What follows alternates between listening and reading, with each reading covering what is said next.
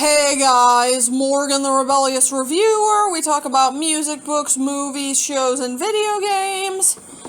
And today, I'm going to be reviewing the newest album from Mechina, titled Venator. There is nothing left to discover.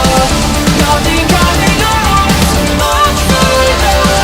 Holy machine standing before me. Now, most of you guys probably have no idea who these guys are, so let me explain. Mechina is a symphonic and electronic death metal band. All of their albums are concept albums, and all of them are connected to each other, except their first album. It's like a book series in album form. Before I start talking about this album, I should probably summarize what this whole concept is to the people who have never heard of Mechina's music. Basically, the story is set in 26,032. Our main character, Amyntas, has just awakened from a simulation where he was part of a war on Earth between Christians and Muslims. Basically, in this simulation, the world is wiped out. And once he awakens from this simulation to discover none of it was real, his experience in the simulation causes him to seek a world without religion. He eventually finds it on planet Empyrean, but he soon learns that Empyrean is entirely robotic, and a woman named Alithia, tells him he must destroy it. That's the story of the first 3 albums in the series. The next few albums are about the history of Empyrean and its neighboring planet Akron. Apparently, after the aforementioned religious war, the surviving humans left Earth to find a new home. They went into cryosleep until the sensors on their ship discovered a planet that had the potential to have life on it. Eventually, they awaken from their cryosleep after their spaceship finds Acheron. However, many humans end up dying, and some of the others are put into a kind of coma because they're Titan-born.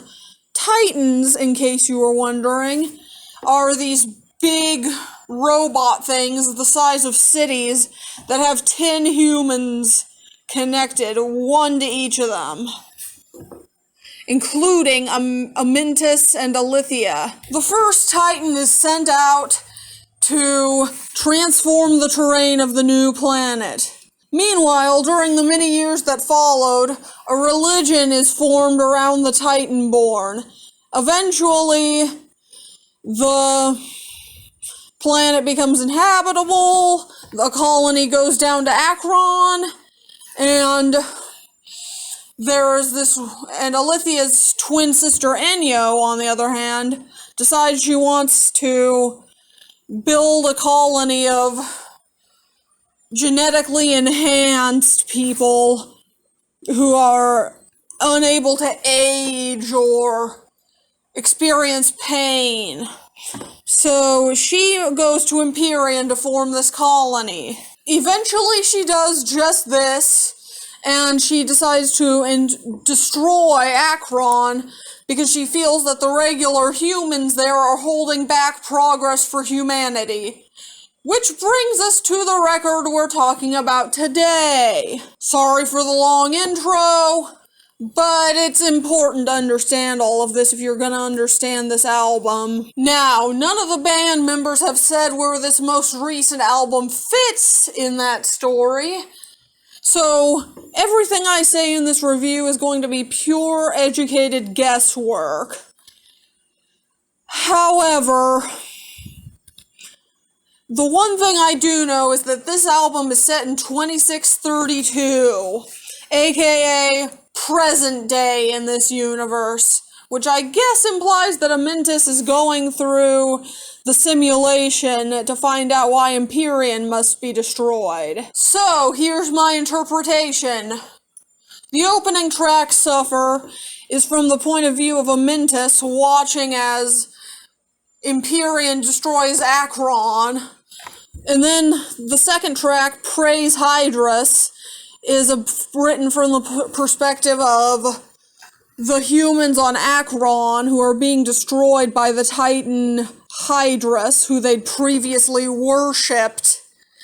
And Sacrifice Zone is about what the world of Akron looked like after all the destruction. And then Totemic describes Amyntas's thought process upon watching all of this. And then Venator describes Amyntas's thought process as he's thinking about what to do with Empyrean. Eventually he decides to destroy it.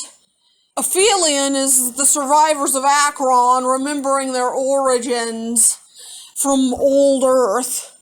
And then the Embers of old Earth, I guess, is them going back to Earth because they remembered where they're from. And the closing track, When Virtue Meets Steel, is from Enyo's perspective, where she's trying to tell Amyntas not to try to ask her for pity because she's the God Queen. Now that I'm finally done summarizing an entire space opera, let's talk about the music, shall we? Musically, this album is both catchy and beautiful.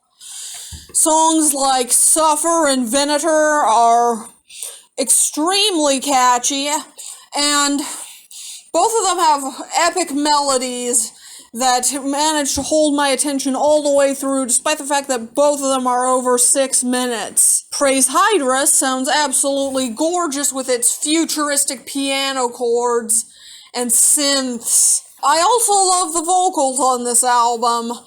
The female vocals are done by Mel, who sounds beautiful, and the male vocals are done by Dave, who, despite the fact that he uses auto-tune, still sounds like a pretty good singer. In fact, this album is a good example of how to use auto-tune correctly. Instead of just using it to mask vocal deficiencies, this album uses it to make it sound even more futuristic, which completely fits the mood. Also, the growls on the last 2 tracks sound great. Speaking of the last 2 songs on this album, those are both great. They both have more death metal elements than the previous songs, and both are extremely catchy despite the fact that they're half growled. Also, the lyrics on this album are epic and deserve to be made into a movie or TV show pronto, but you've probably heard enough about the lyrics on this album. So instead, let's talk about a few criticisms I have of this album. For one, the symphonic elements on Sacrifice Zone and Totemic are way overly emphasized, to the point where the metal elements kind of get lost in the shuffle. Especially on Totemic, where Dave doesn't even sing or especially growl. That said, Sacrifice Zone does have some nice electronic percussion, which does compensate a little, and even Totemic sounds nice enough thanks to Mel's beautiful vocals. Also, while the lead single, Aphelion, is a great song, it's kind of misleading in the sense that the lyrics and instrumentation do not match in the slightest. Other than those mild criticisms, this album is great sound-wise. Every single song sounds futuristic, beautiful, and heavy. Except Totemic. That one's just okay. Despite that song and a few other minor criticisms of this, I'd still say that this is a great album. It's catchy, well written, well performed, and epic. What more could I want? I give it a 9 out of 10, and a recommendation if, that is, you're into ridiculously over-the-top, complex space operas. If that sounds like your thing, check this out. If not, this might not be your cup of tea, but for those of us who don't mind a good complex concept album, this is something special. Check this album and this band out. And that's my review. Don't forget to comment, like, and subscribe. I'm Morgan the Rebellious Reviewer, and I'm out.